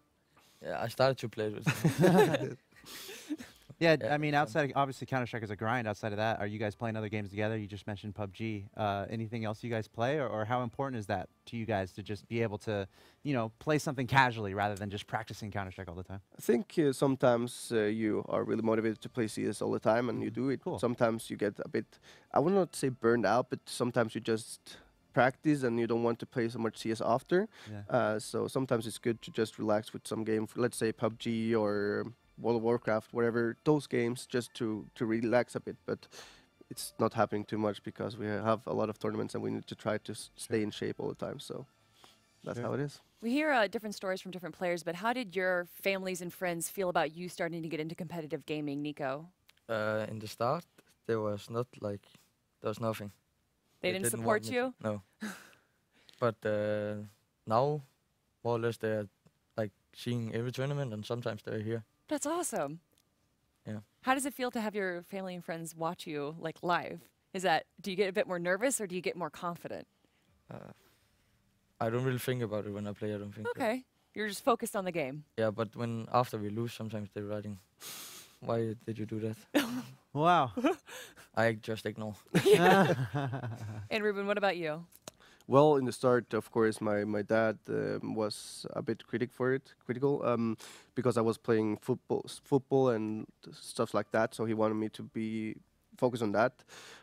Then I got hurt in my knee, so I couldn't practice football. And then I was like 13 years old. I went to my first LAN event, just like local event, and we won. I think it was like $300, but that's pretty good When when you're 13 years 13. old, right? So after that, my dad started to support me more, and now he watches all my games. But I think he's my biggest fan, I would say. But sometimes it's hard to be him too, because he's asking me when I lose, okay, why did you lose? Yeah. And then like I don't know what to say to him, because he doesn't understand the game like me, right? And when you lose a game, that's not the first thing you want to hear from someone, that why did you lose the game, blah, blah, blah. But I think still he's my biggest fan, and I'm really proud of him. My dad's favorite city is Barcelona, and I had an event there last year, and I brought him with There you me. go. That's great. So I think he likes to be with me sometimes, and I will try to do that maybe one time more.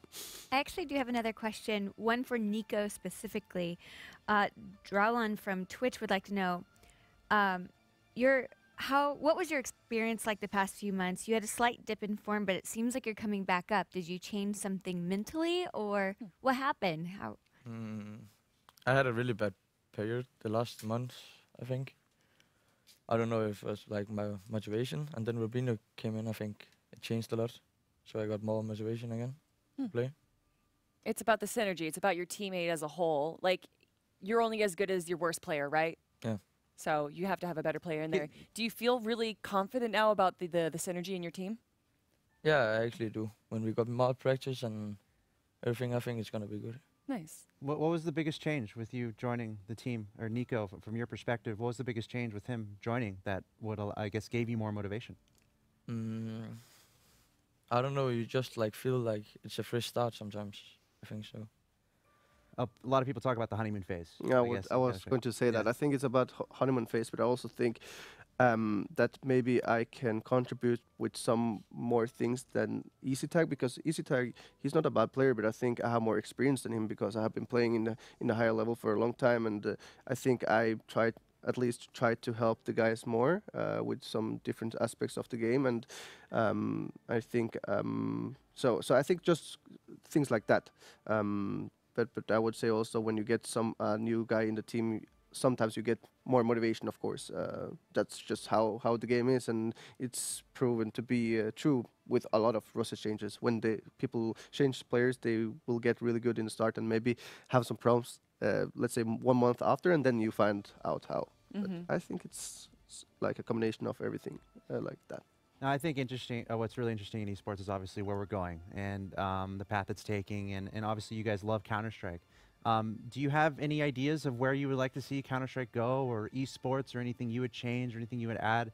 I feel like it's important for games to take feedback from their players, or just have that overarching conversation. So can you guys speak towards that a little bit? So I think the problem right now in CS in general is that, like how I see it, is that maybe Valve should listen more to the players, because I think there's a lot of updates in the game that doesn't make sense for the professional level, and the things that wasn't a problem gets a problem because of the updates. I think it's sometimes fine. They have pretty good updates sometimes, but sometimes they have updates that doesn't make sense. For example, an update last year, I think it was a new gun that came in the game, a revolver, that just one-shot everything, and it didn't make sense, because no gun can be so powerful, and I think like 2 days after it got nerfed, so it was pretty bad, and no one uses it anymore. So I think it's some updates they do that doesn't make sense, and I think they should interact with the players more. But it's hard to know how everything works for them too, because maybe they listen to the players, but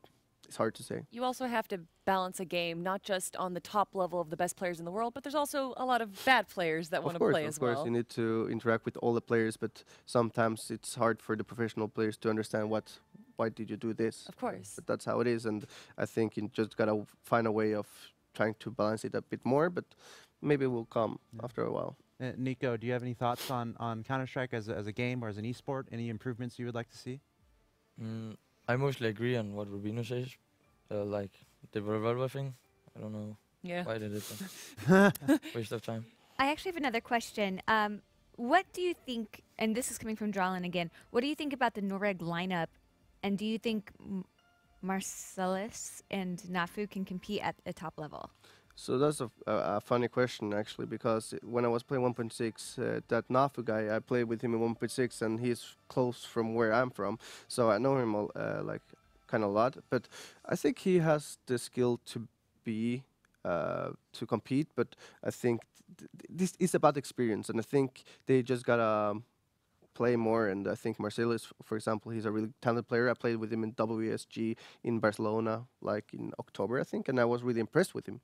But it's all about the experience and how you can learn from the better player. And I think that was a hard thing for the Norwegian scene when me, Rain, and Jacob left to other teams that is not in Norway. No one was there to help them because I was playing in LGB. We had actually the first Norwegian no, I qualified twice to a major with a Norwegian lineup. But with the players that is not playing, that we didn't play with after Norwegian teams, they quit CS, so it's no one to learn them how to get the experience. Of course, one player that is in the Norway team, it's called Seves, he has some experience, and I hope he can learn the youngsters to get more experience and kind of play in a higher level. So I hope the best for them, and I always want to support the Norwegian scene as much as I can. That's why I made like Nico said earlier, a gather channel. Like I made a hub for Norwegian players to actually play, to learn from the better players. But I think still in Norway, the attitude problem is a really big problem, that people feel they're better than others, and they don't want to play with them because they kind of think they're really bad. So I think it's a mentality problem in Norway, but I think Norway, if they just continue practicing as they do now, I hope they can go to some events and show what they're capable of. Nice. Britt? Yes, actually, there's a follow-up to that is Atomic XDDD asked, what do you think about the Norwegian scene? The Norwegian scene, I think we have talents enough to actually play in a higher level. But I think, as I said, attitude problems needs to be fixed. Also about players that has never ever been on big events, thinks they're better than everyone else, and they expect salary from the first day they start in a team. I think that's a hard one. But of course, Norway is a really hard country to actually live off playing, because everything is so expensive in this country. And sometimes you just see, okay, I can just work like a normal job and get more salary than I would get in CS. But that's what I mean with sacrifice. I sacrifice everything to actually try to be a professional player. Sometimes it works, sometimes it doesn't work. It's the same in every sport. Let's say you want to be a professional in soccer, you give everything, but it might not happen, right? Because it's not a lot of percentages that gets to be a professional player. Millions of people playing. Right? So it's just a sacrifice, and someone does it, someone doesn't. And I hope people understands that money doesn't grow on trees, and you just gotta give 100% and hope for the best. Right. You know, it's not always that we get to have two professional players talking on here, and we actually have a game going on right now in the background. I want to know your opinion of the game that we're seeing right now. I believe it's Team Ninjas in Pajamas versus Liquid going on right now. No, this was from yesterday. Oh, this is from yesterday? Okay. Well, then let's talk about the matchups that we're seeing today. Who do you think is going to be taking the tournament? Taking the tournament? Whole tournament. So who is back now? I think it's Astralis FaZe. Astralis FaZe will be first. That happens in an hour, and then Fnatic Liquid is the other semifinal. Okay, so I'm really impressed by Liquid, the Liquid team after they got Nafly. I think they also changed him like 2 weeks ago, wasn't it? 2 weeks? Yeah, 3 weeks or something. Wow. Yeah, didn't have any practice, and I think they're playing really well with Nafly. And Nafly has been really good. Like last half a year, he has been like proven to be a top 5 player in the world. So I think it was a good ad for them. It's hard to say about Astralis because they also changed the player like 1 month ago. So it's hard to say if they can beat FaZe, because FaZe is known for being like a top 1, top 2 in the world, and Astralis was also there before, but they have a new player, so it's hard to say how they match up against FaZe. I hope for a good game, and it would be cool to see Astralis win it, because Magisk Boy, the new player, I played with him in North, so I have all respect for him and Astralis since I stepped in for them. But I think it could be hard, and I could see FaZe winning the whole tournament, but it's hard to say. I share for nearly all the all the teams that is still here. Nico, do you agree? They are here for a reason. So I agree. FaZe have a good chance. Yeah? Like, Do you want FaZe to win? Is there a team that you like want to win, not that you think will win? I don't even like. for me, No. I kind of share for Rain because he's a Norwegian and I want a Norwegian to win a tournament, of course. So it would be cool to see him win. Well, Nico, I want to ask you specifically Astralis, all players from Norway, where you're from, or excuse me, Denmark. What are your thoughts on that? Like, these are your countrymen in a sense, and Astralis. How does that feel to you, seeing them on the stage, or do you feel like you're cheering for them more, or do you feel like a rivalry of sorts where, you know, being from the same country, you want to succeed on your team and maybe rooting against them, or what are your thoughts on Astralis? As you know, you're from the same place. Astralis is pretty good, right? Best team in Denmark, of course. But no, I'm not cheering for them. Are you friends with most of them on the team there, or do you see them back I have home? no problem with them. Yeah? Nice. Okay. Yeah. Good. We actually have a question for Nico. Fami Urse says, do you have any tips to use the deagle? No. No. I don't like. Do you I mind don't know. explaining a bit to the audience what a deagle is? That's a pistol in the Counter-Strike. You can one-shot Mhm. if it's the head. So your tip would be maybe don't use it. Yeah, don't use. Or aim for Oh, the head that's fine. and connect. I think the Deagle is one of the hardest pistols to actually learn because, of course, as I say, it's a one shot if you shoot them in the head. But the problem is because the recoil is kind of like how can I say? It's pretty unstable in the way of you can't shoot fast with it because then the bullets will go Up. different than Yeah, up and such. yeah. While, for example, you have the gun C set in the game, which you just press mouse 1 and it's kind of like just automatic. Straight right? on. Yeah, straight out. Yeah. So I think that's the easier pistol to actually control. But if you can control the Deagle with some practice, of course, you need to practice it a lot and just focus on, okay, how can I use this weapon? It's more like, I would say, holding an angle sometimes and hope for the best with the Deagle, while, as he said, you can take more aggressive peaks and just press the mouse 1. So I think it's about just practicing it. For example, let's say you practice on versus bots or deathmatch every day for a week, and you will probably feel a significant change of how you know the recoil from day 1 and day 7. A lot of pros have brought up deathmatch. What's the benefits of training on that map? Because obviously you're not learning really the meta or the strategy in the game. So I think like bots, deathmatch and such is really important to actually train your aim, how to peek and like to know your sensitivity, always turn around. Okay, you need to turn around for muscle memory, basically. And also, let's say you don't feel so good in shape, it's really good to just play deathmatch and try to get your shape good, like better again. And let's say when I did that every day for a month, 1 hour, I felt better individually. So it's all about that. Now, we actually we have a special map for you guys that we're going to make you play. And who would like to go first? It's Counter-Strike. It's Counter-Strike. All I right. don't care. Nico, I'm going to make you go first. You're going to be joining Britt up at her desk right there. And this is going to be an obstacle course. We've had all the players and a lot of influencers come here and do this. Right. I think the shortest time is 47 seconds. The longest time is 2 minutes and 20 seconds. Something like that. A big range. All Yeah. right, let me set you up here. The time won't start until you pass the red line. It's pretty much as simple as it looks. You just got to get through the course. Okay. Obstacle course, we got a platform section to start, and whenever you're ready, go ahead. And we might allow a second shot. We'll see. We'll see what happens here. Let's see how good he is. He's doing a pretty good job so far. And of course, we have Rubino. Rubino, have you ever the intel. played any of the custom matches from Counter-Strike? Any of those like slide maps? I played a lot of surf maps. Surf, that's yeah, what it surf. is. I played a lot of surf maps before. So I thought that was really cool. This is a bit more like we call K set or Okay. KZ. It's like jumping and these kind of things. When And you get to the sign, shoot the sign. It's going to open the door to your right. ooh. He's doing pretty well. You know, halfway through or 35 seconds. It's pretty good. Yeah. Good time so far. We have the twirling blue barrel with red things on it, and Why won't you call it the flailing licorice? flailing licorice. Thank you. And the circle with the squares and rectangles. Ooh. Nice. All right. Finally, Look at that. the platforms at the end. Those balls are really gotta be careful. Don't fall over. Okay. Did you All right, drop 1 once? minute 1 minute. exactly. Yeah, I All did. right. Oh, okay. You dropped once. Yeah. So wow, that's impressive though. I think you've dropped the least out of anyone that's Do you played. think if you did it again, you could do it faster?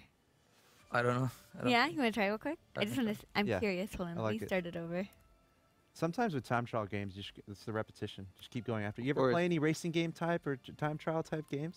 No, not really. Not so Yeah. much. I play like Need for Speed and such, but not. Oh, okay. Mm-hmm. so All much. right, let's see Oh. if you could beat your own This is the your best own equivalent record. we have. Time trials in Counter-Strike. Here we go. The second go Want around. to try faster? The confidence there, a little too overconfident. And you know, Yeah. this is a different setup than you guys might be used to. Yeah, I think it's a bit Make me different, but nervous. that's how it is. Yeah. We're not on your home setup. We're on The the- sensitivity, you don't have Yeah. your own keyboard. How important is that? Do you ever have to go to events and you don't get the equipment that you want, or do you always get good equipment? So basically, you bring your own equipment that you're always using and Oh. what you prefer, I guess. So that's really important to feel comfortable all the time because if you're playing on new setups all the time, you can't give, or it's hard to give 100% and know 100% like the sensitivity, like those kind of things. So it's really important to have your set of gear, which you bring to all tournaments. Even beyond gear, though, I mean, when you're playing at home, you're playing in silence, you're playing in your room that's Yeah. comfortable.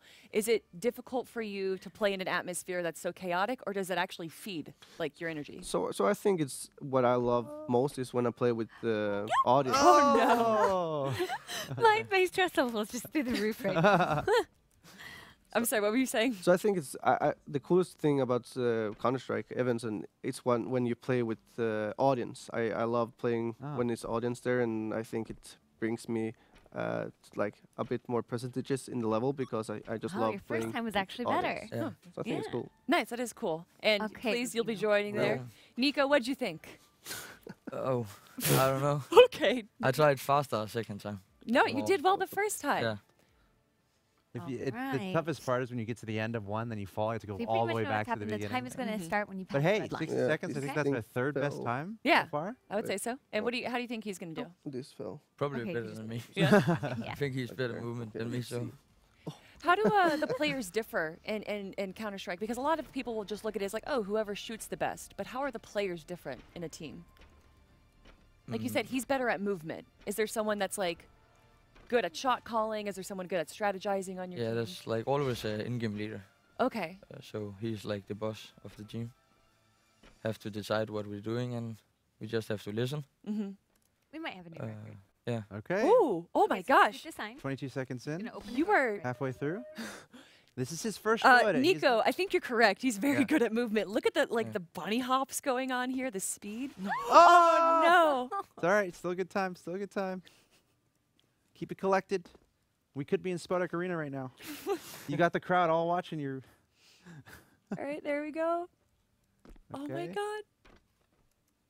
No. Oh, no, he the could have end- made it. The end is so tough. Those are actually slippery. Like it They- kind of yeah. it pushes Well, they're you off. round. Yeah, yeah, Didn't go so well. I was better. Yeah. yeah. Thought And I it's had like, it. Nice yeah, he was so patient. close. Is the very last. Yeah, Very so last close. part. There, Yeah, look- there. I think we should let You him think give if it. you do it one more time, you could I can try one more time. One more Okay. time. All right. Okay, 71 seconds. Maybe we average the 2 times. Average it. I'm not that good at math. Like they both go twice. I know. think I don't want to do math Let's live. take Oh, the wait, best alright. score. Or the best one. Yeah, that works. Okay, let's try now. Now we can try. What's the best competitive rule set to to retain the integrity of what's going on here? I mean, when I look at this map, I'm like, integrity, that's what matters. I think I did 59, That's pretty good. but that was after like 5 tries. Yeah. probably. we have to put Kelly on it soon. Ooh, don't that's a say good point. things. Okay. That's No one needs to know how bad I am. right. Tension. I know. Can cut it with a knife. This is more tense than Cloud9 Oh. versus FaZe. Okay. Woo! There we go. Clutch. Clutch. Clutch. That is the Oh. fastest time. we've Fastest seen. time we have so far. Congratulations, Rubino.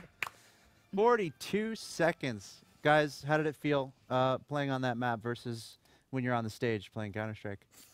Well, A lot different. a lot of different, of course. I think it's a fun map. I played those kind of things a lot of times, and it's funny. I think it's funny, and yeah, it's cool. Is it a good opportunity to still kind of learn the mechanics of Counter-Strike, playing those maps, but not really, obviously, the meta of the esports? So when I had always the mentality when I was playing a lot of Surf before, I thought always that was fun, and it also helped me knowing exactly how much I need to drag my mouse to actually turn around so much, and I think it helped me getting the more feeling of the mice when I'm turning around and knowing exactly. Let's say one is behind me, and I need to know exactly how much I need to turn around. So it helps me a lot, but I haven't played it a lot lately, so maybe I should try it again.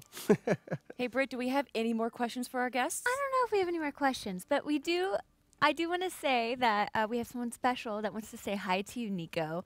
Lars Christensen. Oh, that's what that's. Yeah. Oh, that's awesome. Well, you know what, guys? This has been a pleasure having you on here and on our interviews, and obviously you have people watching. Is there anything you want to say to them?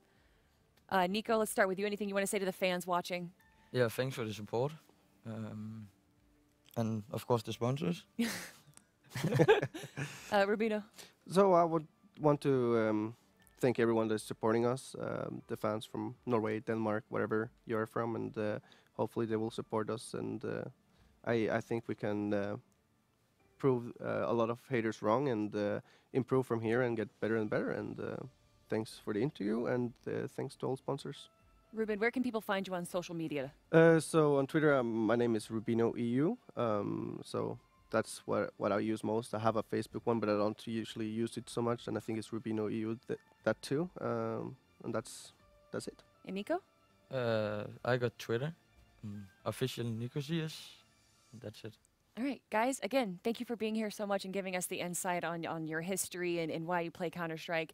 And to everyone at home watching, thank you all for joining us here, of course. That is going to be the end of it for the first set. Britt, what we got going on? All right, thank you guys. If you just joined, we're actually going to cut to another set of interviews at 6 o'clock. But in the meantime, we have the semifinals playing where we're going to have, what is it, Team Liquid versus? Or We have FaZe versus Astralis, I believe. Is FaZe versus Astralis. It's going to be a really intense day of games. And so I hope you guys stay here with us. We're going to be able to come back and talk about that later. Electric so far, he might be able to struggle here, indeed he will, but Nico has been fantastic. Breather him, looking for the ace, headshots all over the place as Nico lights them up.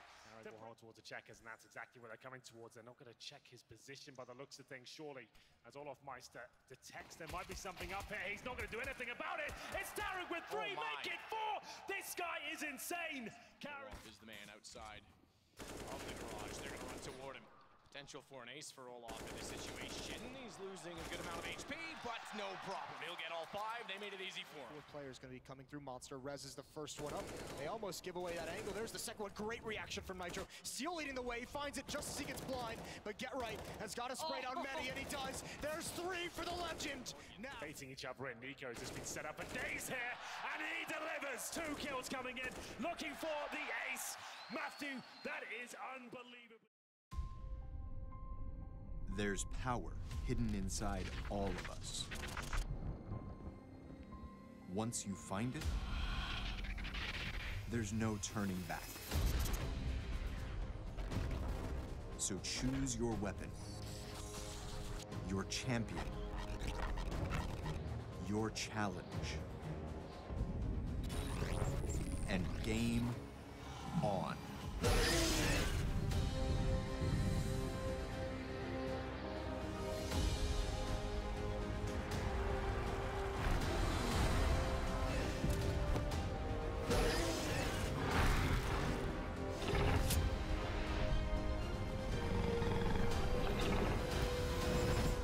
Summon your strength.